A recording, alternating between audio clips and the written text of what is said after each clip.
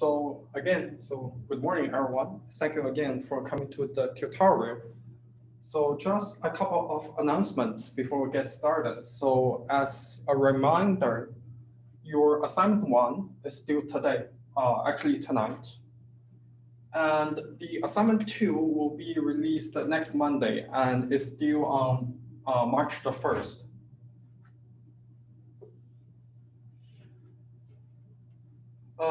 So today is our 4th tutorial, and we'll be continuing our discussion on data flow analysis. In our next tutorial, we will be discussing about the programming portion of assignment 2. And in our 6th tutorial, we'll be discussing about the theoretical questions of assignment 2. Okay. No. Yeah. As we said here, so assignment 2 will be posted next Monday. Any other questions before we get started? Okay, so if there are no questions, let me share the screen.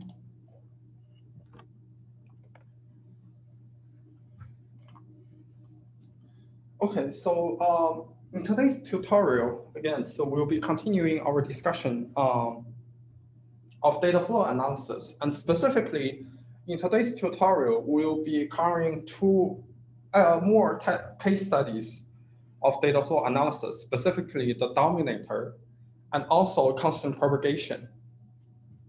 Yeah, and today's tutorial will again be a relatively short one. And after we have covered today's topic, please feel free to ask any questions you have regarding assignment 1. So hopefully you have already progressed a lot on the assignment.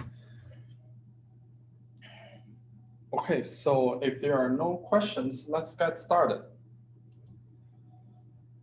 So in our previous lecture, we have covered this notion of dominant relationship between basic blocks.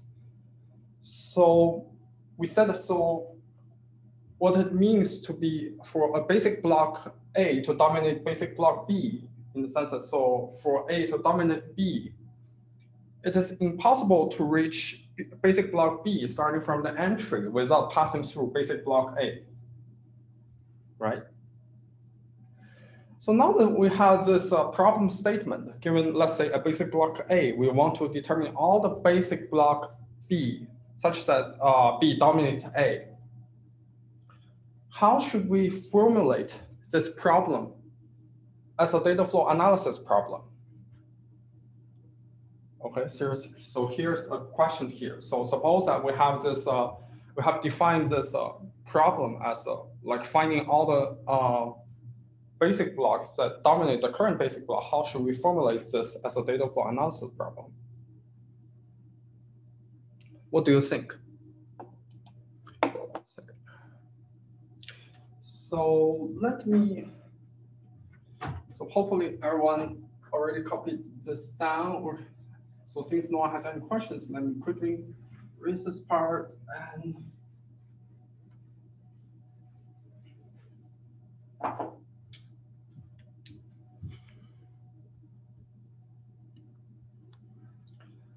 so again, so we start by considering similar to what we did last time for the available expressions. Assuming that we want to find this dominator dominant relationship. So what should be the domain of our analysis?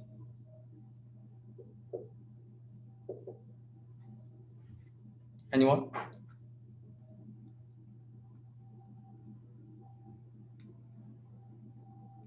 All basic blocks. Yes, exactly.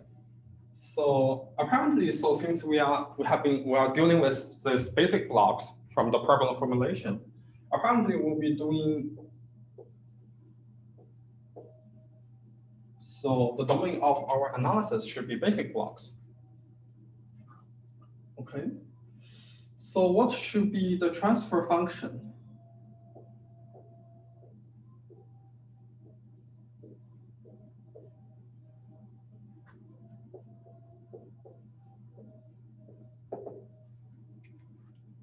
What do you think?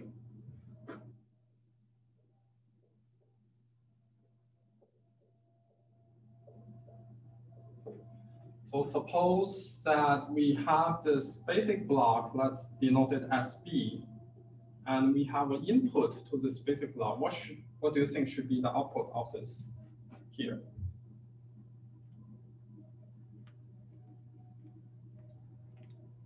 What do you think?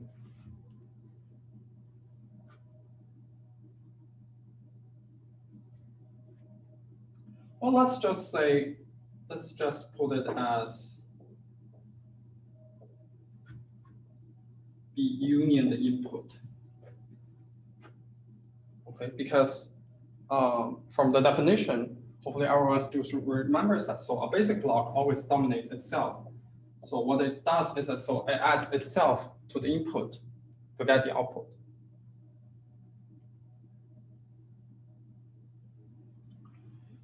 So what do you think shall be the direction of analysis?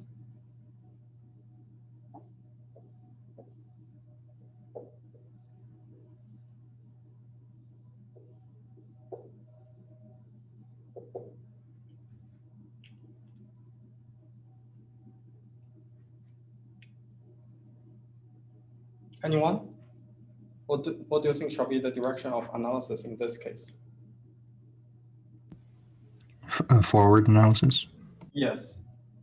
Why? The reason is because so in the case of dominator data flow analysis, we start from the entry. We always start from the entry and try to find a path to the basic block B. Okay. So this should be forward analysis. So what should be its meet operator?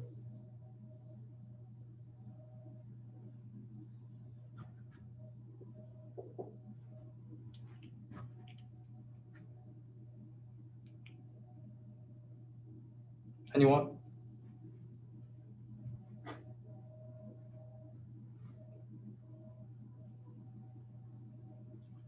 We said so a basic block A dominates basic block B if every path from the entry to basic block B passes through basic block A, right? So what should be the meet operator in this case?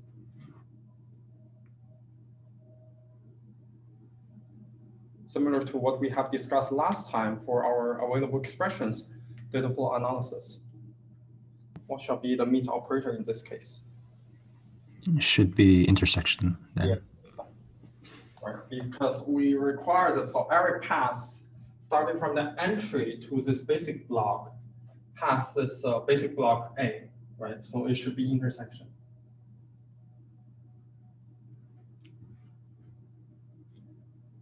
Is this clear, everyone? I mean, of course, you could always solve the dominator relationship using other approaches, but this kind of shows you like how you could, like for a given problem, how you could potentially formulate it as a data flow like inside our the data flow analysis framework that we have described, okay, which has this domain, transfer function, direction, and meet operator.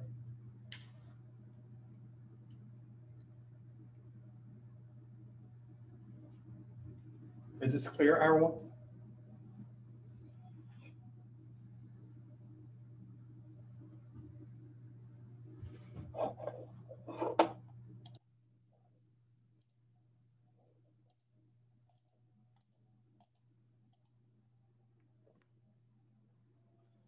So now that we have covered this, the problem of dominator, let us consider a second problem, which is constant propagation. So the problem statement of constant propagation is that so suppose that we are given a variable, we have to decide whether it's constant or not at compile time. So again, so if we want to fit this into our data flow analysis framework, what shall be the domain of analysis in this case?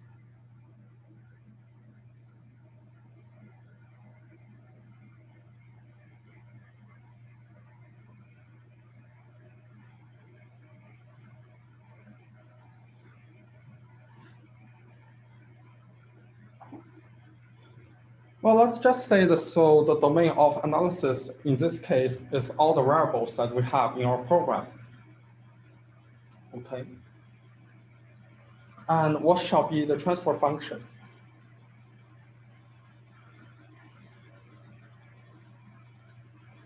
So let's say that for suppose that we encountered this variable a, we mark a as constant if for every definition for every reaching definition of a at that program point, the definition gives the same constant c0.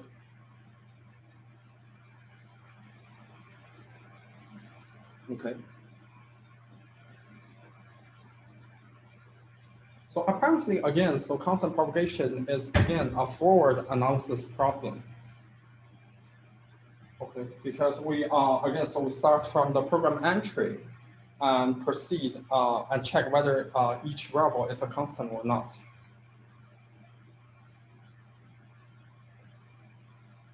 So what shall be the meet operator? Well, apparently the meet operator is again intersection, right? Because we require that so the variable should be of the same constant along every path starting from the entry up until the current program point. Okay.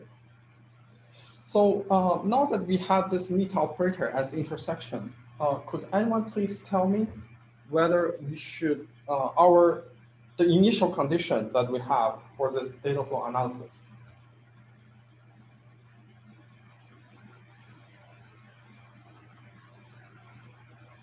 Anyone?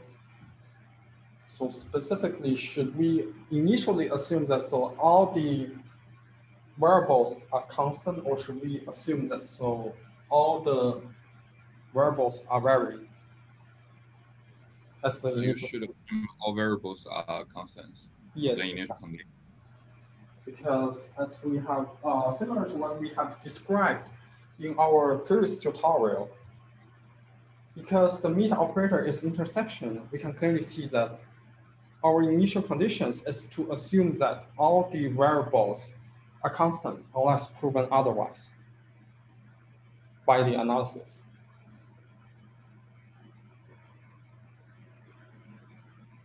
Any questions here?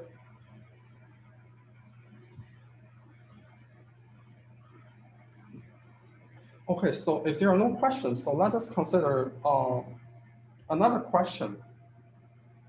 So in the previous lecture, when we talk about this, the theory behind data flow analysis, we talk about the fixed point solution, the maximum fixed point solution, the meet our path solution, and the perfect solution. Okay. So now, could anyone tell me? So first, why is could anyone please give me an example why the fixed point solution is smaller or equal to the maximum fixed point solution? So first question, what is the fixed point solution? Everyone still remembers that from our previous lecture. So we said that so the fixed point solution is a solution that satisfies the in and out equation. So specifically, so it's any solution that satisfies the transfer function and the meet operators that we have. And the maximum fixed point solution is what happens if, let's say, we apply the initial conditions that we have and apply the iterative framework to solve for the solution. It's the answer we got from the iterative framework. So why is anyone please give me an example why the fixed point solution is smaller or equal to the maximum fixed point? We actually have described it in our previous tutorial. Everyone still remembers that?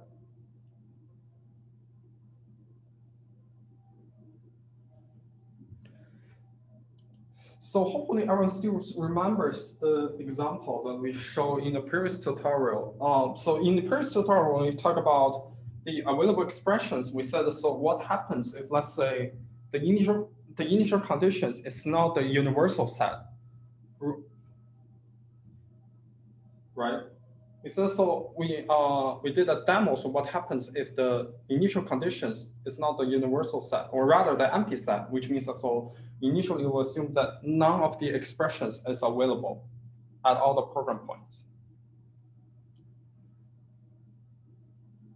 Okay, so in that example, we can clearly see that in those cases, so let me share the screen.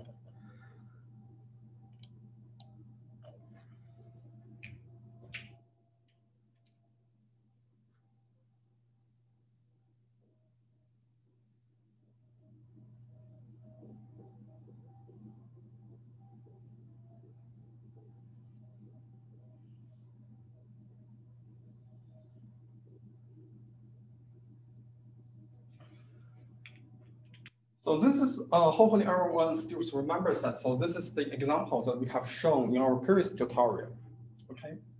And we have said, so what happens if, let's say, we assume that expression a plus b is initially not available as this program point? We can see that, so at here, if let's say we apply the meet operator, which is the intersection, expression a plus b no longer becomes available. So this hence gives the empty set, and it's the empty set starting from this program point onwards. So clearly, the solution still satisfies transfer function and the meet operator that we have. So hence, it's a fixed point solution, but it is not the maximum fixed point. If let's say on the contrary, I initially assume that so expression a plus b is available, and apply the intersection operator here. What we have here, instead of the empty set, expression a plus b.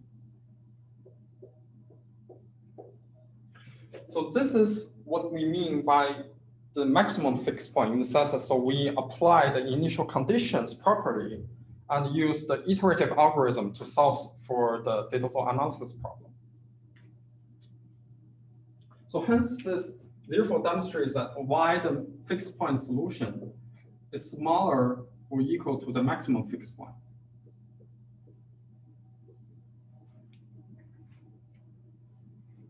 Is this clear, everyone?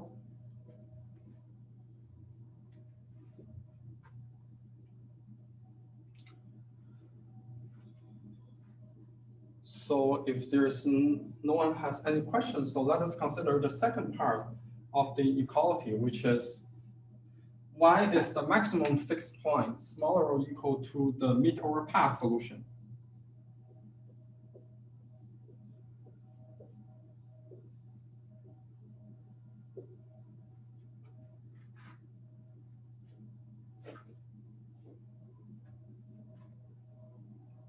Oh, can you erase this? Yeah, this is just the example from our previous tutorial. Let us consider the CFG as follows. So suppose that we have a CFG, let's say A is equals to 3, B is equals to 2. A is equals to 2, B is equals to 3.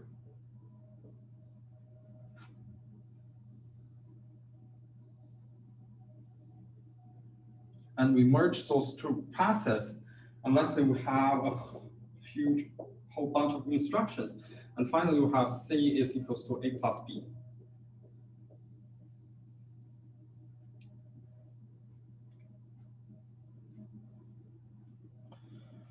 Well, in the iterative algorithm, what do we do here?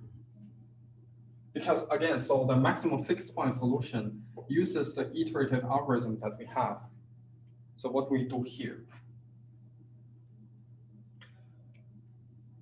When computing the maximum fixed point solution, we try to merge the program passes here at this point.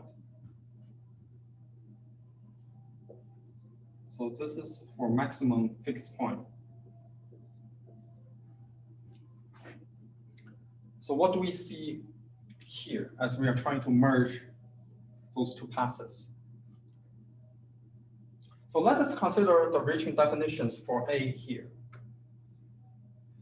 At this program point, we see two reaching definitions for A, right?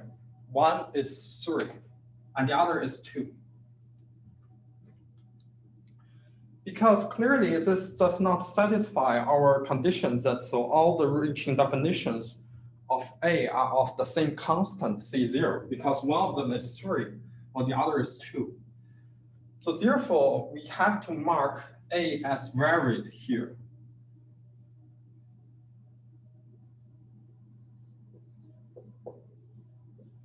And similarly for B, right? A, B varied.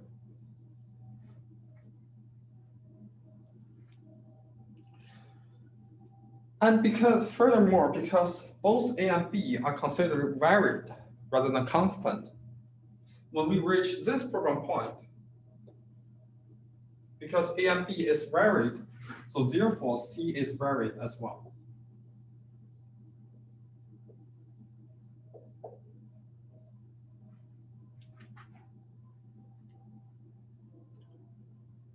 So what about the meet overpass solution?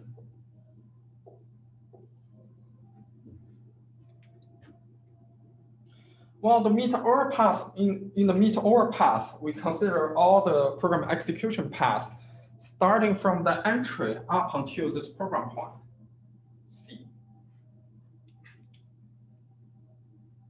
So therefore, in the meet overpass solution, we consider this entire program passes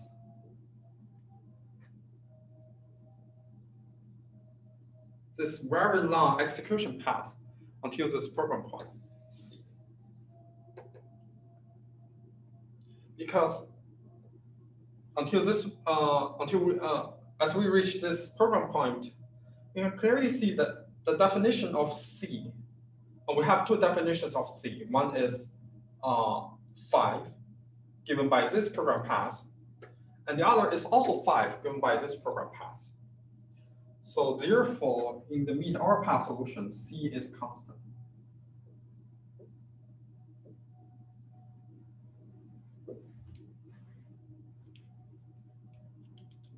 Right.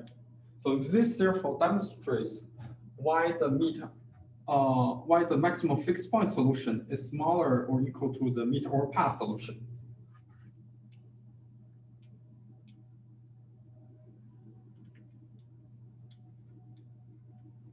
Anyone has any questions?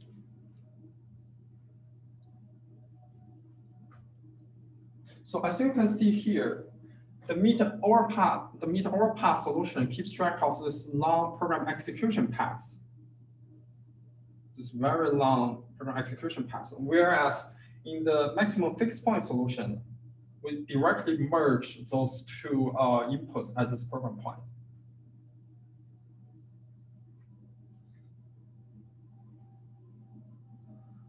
Okay, so the maximum fixed point solution is the solution that we get. It's just the solutions that you have from the iterative algorithm, like similar to what you did in your assignment.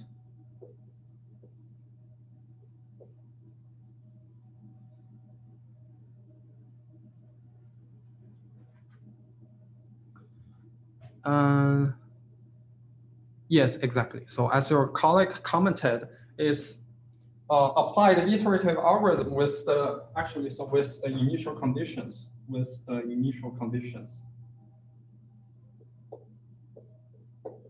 proper initial conditions, and get the convergence result. The convergence result is your maximum fixed point. Yeah, if you have already approached the available expressions Dataflow analysis problem, so the solution that you got is the maximum fixed point solution.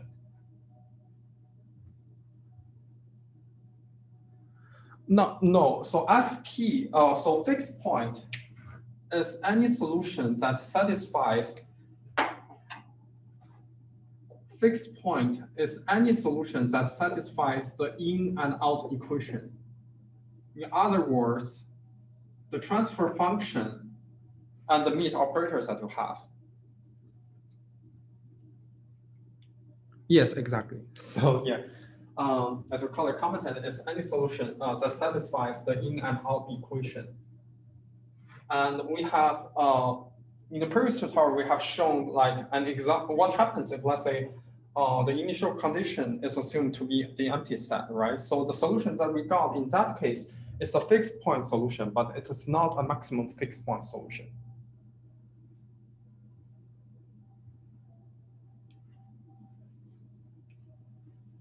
So any other questions?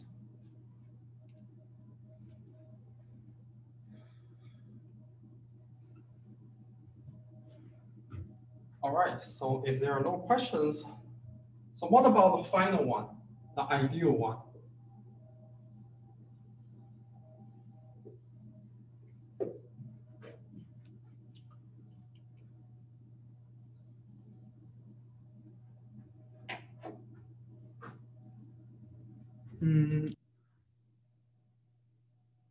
Okay, so can I erase this? Seems sad.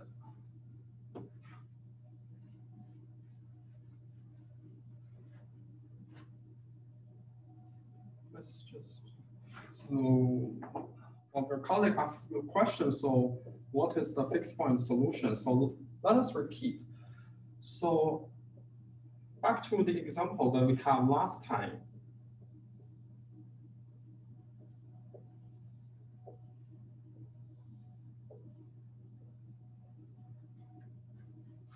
Suppose that we initially assume that now the initial condition is the empty set. Then what we have here is also the empty set, right? So therefore, we assume that none of the expressions are available starting from the program point here. As you can see, this is a fixed point solution. Okay, because again, it satisfies all of the in and out equations. Right? It satisfies the transfer function and also the meet operator that we have. However, it is not the maximum fixed point. So what about the maximum fixed point? So this is FP, whereas this is maximum FP. We assume that all of the expressions are available, and apply the meet operator, we have expression A plus B. So this is the maximum fixed point.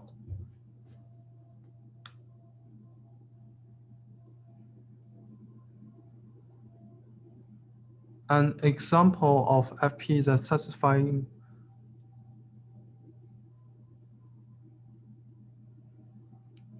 Well, by the equation, we mean the in and out equation, right? The in equation, in the case of forward analysis, is the meet operator, right? Whereas the out equation denotes the transfer function.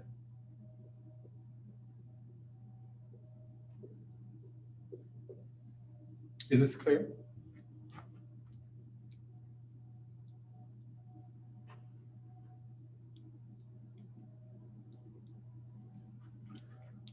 Okay, so any other questions?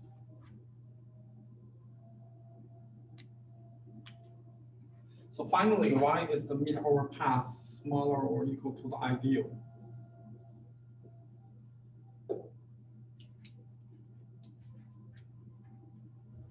Well, because in the,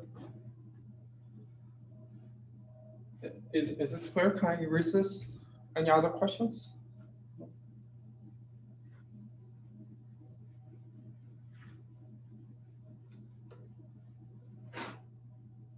So why is the meet over path smaller or equal to the ideal? Well, let us consider the control flow graph as follows. Suppose that we have this x is equals to 0. We have the if and else branch. We merge them, and we have another condition that says x is not equal to 0.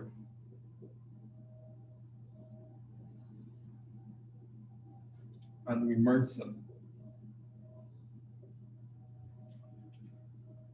Suppose that let us further assume that, so here we do not modify the value of x. So apparently in the ideal scenario, we'll be only going through either this program path or this program path. However, in the meet or pass solution, we'll be considering 4 program execution passes, right? Which is this, this,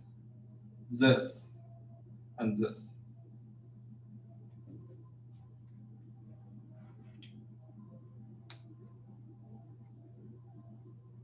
Right? So therefore, the meet or pass solution is clearly smaller or equal to the ideal solution, because more program execution passes are considered, even though they are not possible at runtime.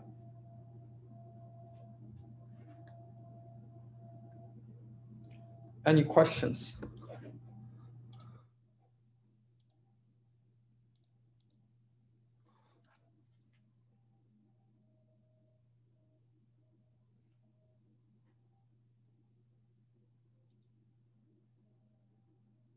All right, so if there are no questions, let us consider another example that we'll be covering in the lecture this afternoon. So suppose that we have this control flow graph as follows. Okay, we start by initializing ijk equals to constant 110, and at each loop iteration here, we check whether k is smaller than 100 or not. And if it's smaller than 100, then we increment it by 1. Otherwise, we increment it by 2. The condition depends on whether j is smaller than 20 or not. So every iteration we update j. So we update k. So k keeps varying at each loop iteration. Okay. So what do we observe here? So can everyone see my cursor here? So we can clearly see that j, variable j, takes on a constant value at the left branch, because we assign j is equals to I, whereas I is a constant 1 here. So j is assigned to a constant at the left branch, whereas j is assigned to k, which is a varied value across each loop iteration, at the right branch. Okay, but what do we further observe here?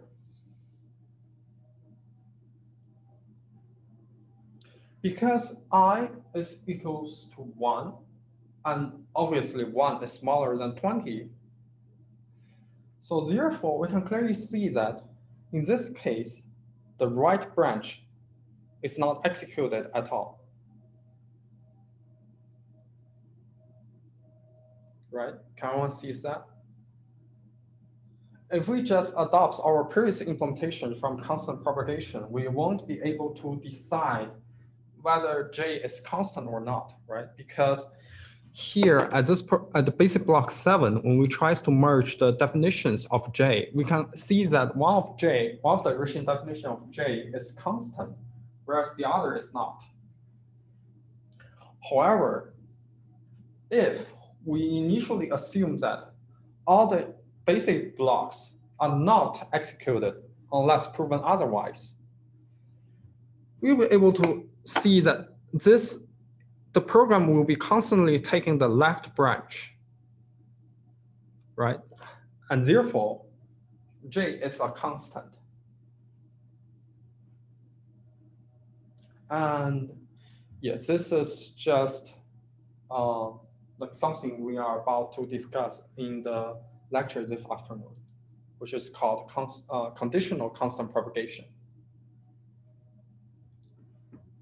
Well, the key idea is kind of similar to the initial conditions that we have. So everyone still remembers that in the initial conditions, we said so all the variables are constant unless proven otherwise. Whereas here, in the conditional constant propagation, we further assume that so all the basic blocks are not executed unless proven otherwise. Okay, this is something we are about to discuss this afternoon. Okay, so does anyone have any questions about anything we have discussed today? The dominator and constant propagation, beautiful analysis.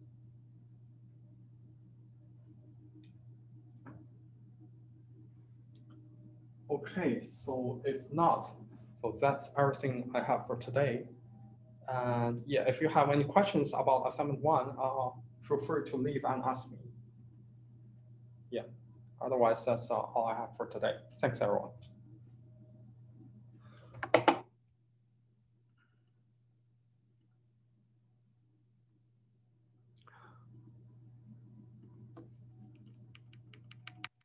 So the transfer function of constant propagation basically states that, so we mark A as constant if every reaching definition of A is of the same constant C0.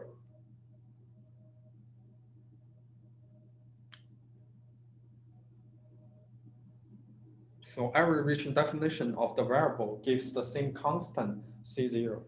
So this is when we mark variable A as constant. Otherwise, we don't.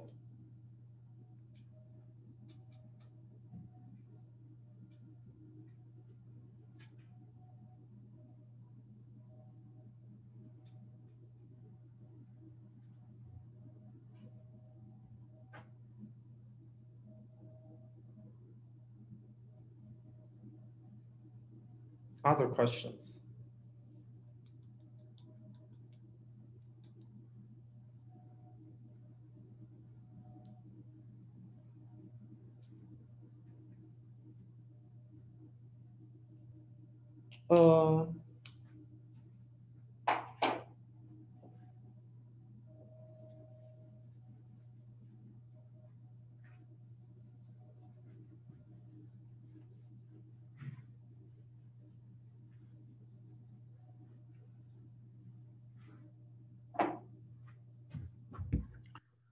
Yes.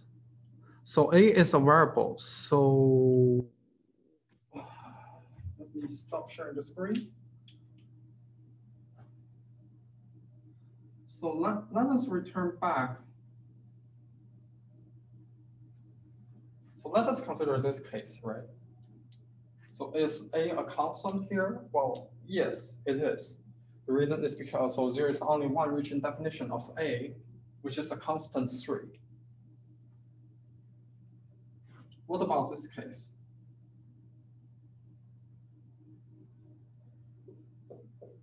Suppose we have an if-else branch here. Is A a constant here? Well, it's not, right? Because we can see that at this program point, there are two reaching definitions of A. One gives the constant 3, and the other gives the constant 2, right? So they are not giving the same constant. Therefore, A is not a constant.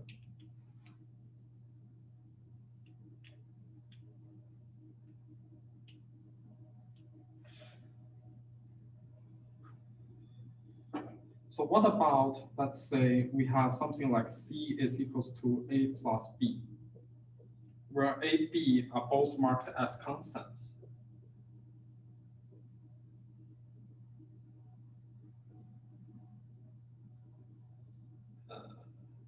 Yeah, assume that, so this is a symbol of constant. So yeah, C is a constant, right? The reason is because so there's only one reaching definitions here, and it gives the same constant A plus B.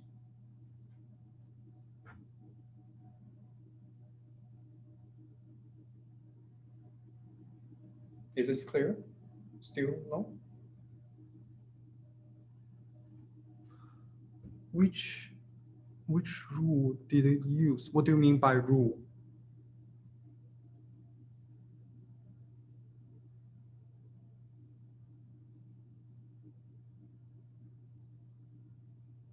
Could you please clarify what do you mean by rule?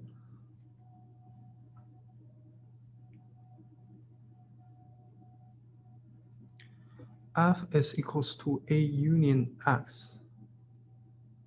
So in this case, we'll be adding this C to our set of constants, right? C will therefore be added to our constant sets, which generates, which gives the new constant set. So in this case, it uses union equals the new constant sets. New constant set.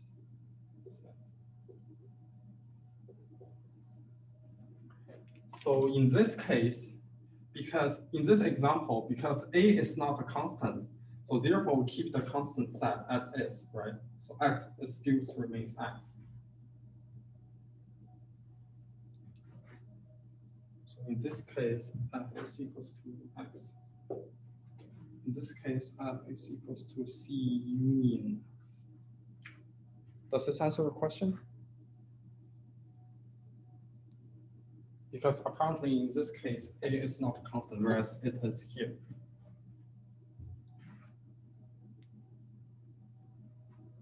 Which here, well, here. Because the constants, the set of, sorry, here. Because the constant set remains unchanged at this program point.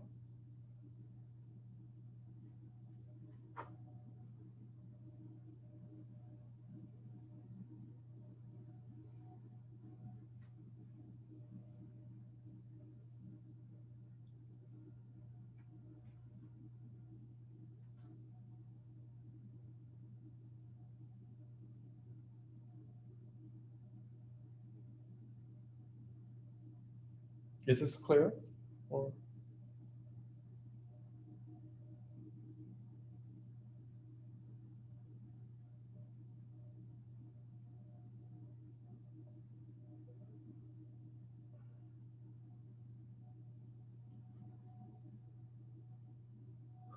Sure.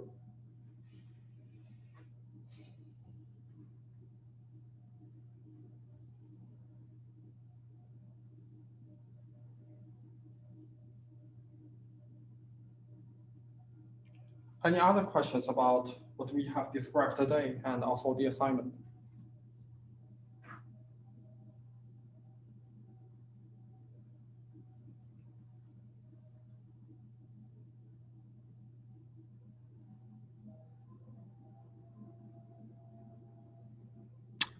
Quick question about what, could you clarify what less than or equal to means when you're talking about like FP is less than or equal to MFP?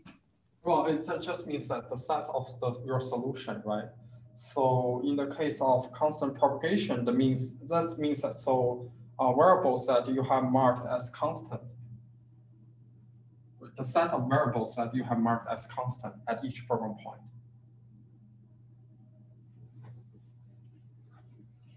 So let us consider back.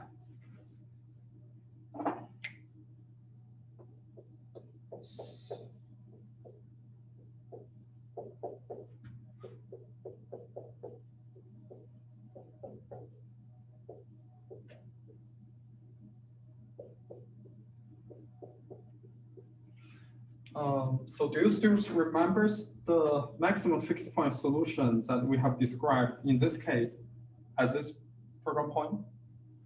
Do you still remember that? Yeah. What is it? It's the empty set, right? Yeah. So what about the meet or pass solution?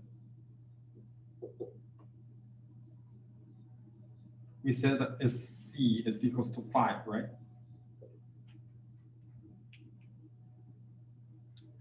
Right? Okay, so it's just the cardinality of the sets. So we can see that is smaller or equal to. Okay. Yep, makes sense. Thanks.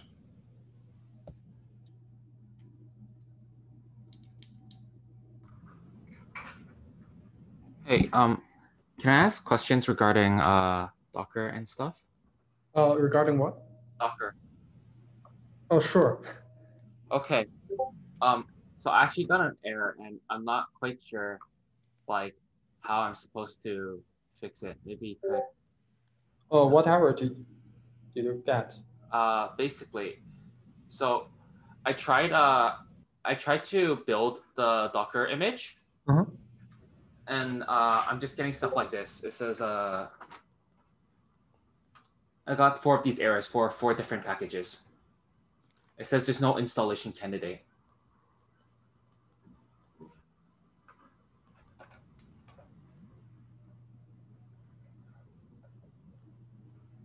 Oops, why is this?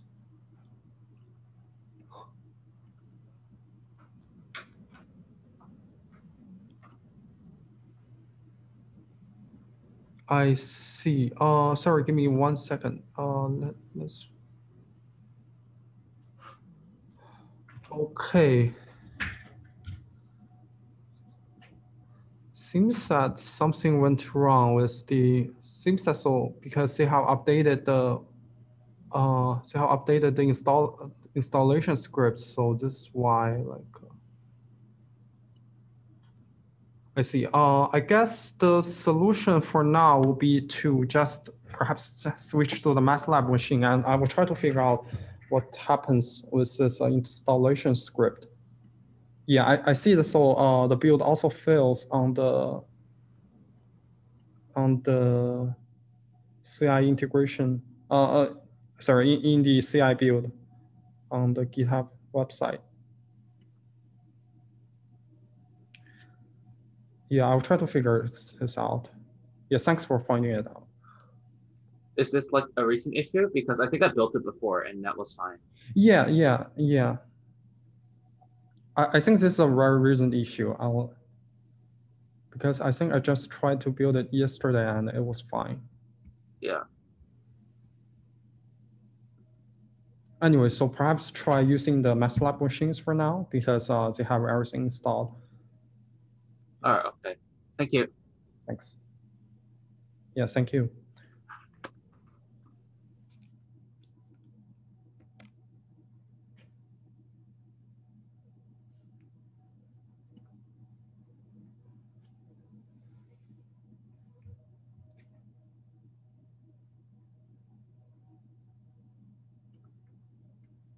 Other questions?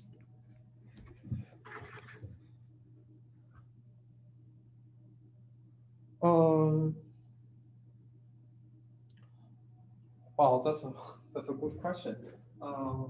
We can try building them from source on other operating systems.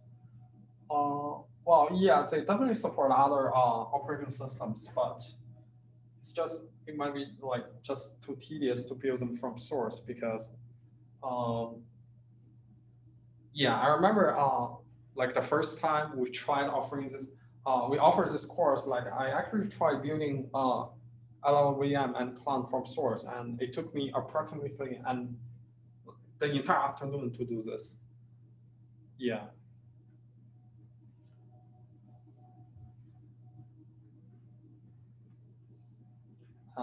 Yeah, to make things worse, sometimes I figure out I use the wrong compilation flag and I need to build this again and it takes another afternoon. So yeah, building from source is pretty tedious. And it's a pretty large project.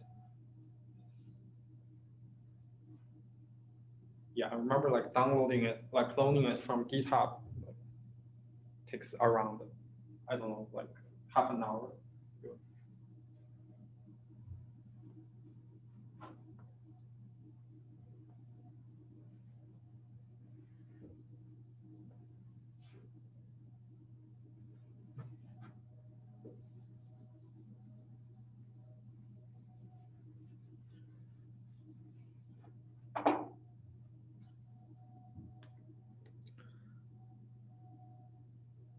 Sure.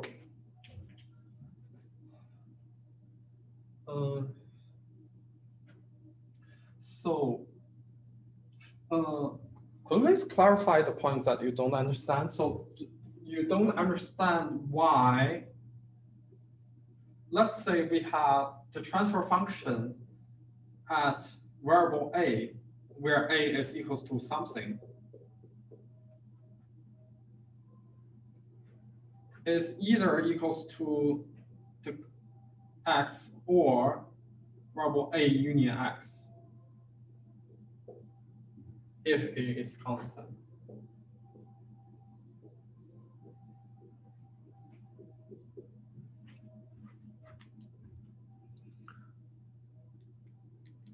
So a is just the program point, our current program point, right? The instructions that we are dealing with. The reason why we are two rules is because so we have two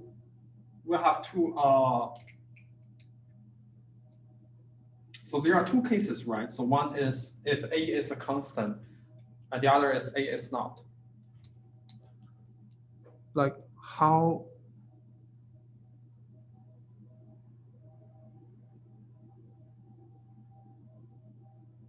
Yes, so it's not a basic block. So in the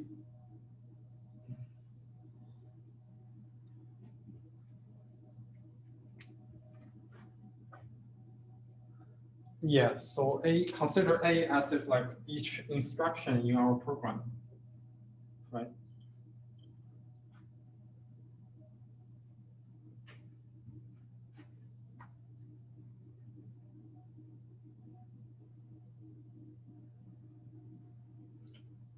So so a is an instruction of our program, right? And this instruction can be either constant or varied, right? An example of a constant instruction is a is equals to 3.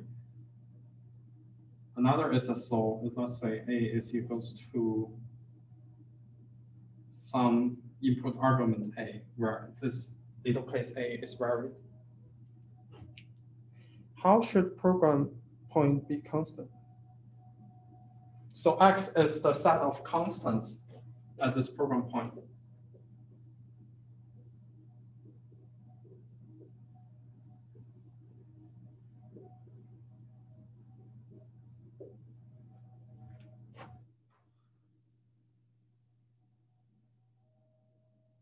Good. Good.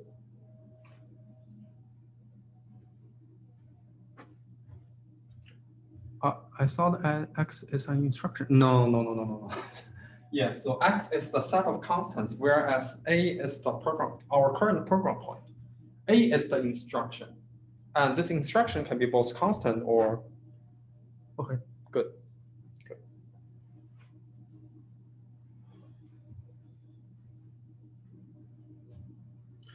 Oh, yeah, that's right.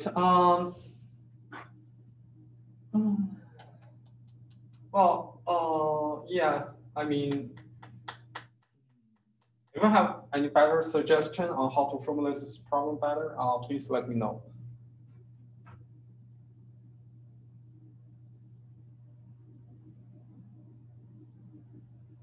You mean cap? You mean this one?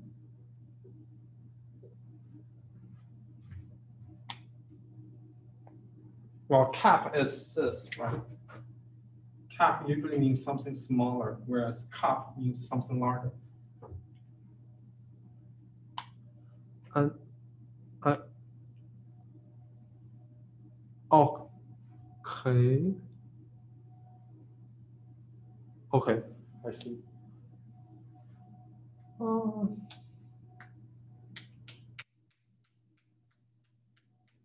Yeah, okay.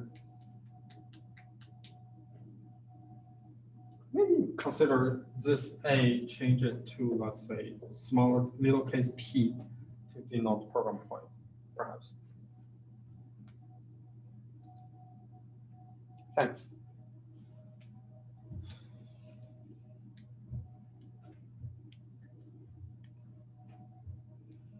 See you. See you next week. Yeah.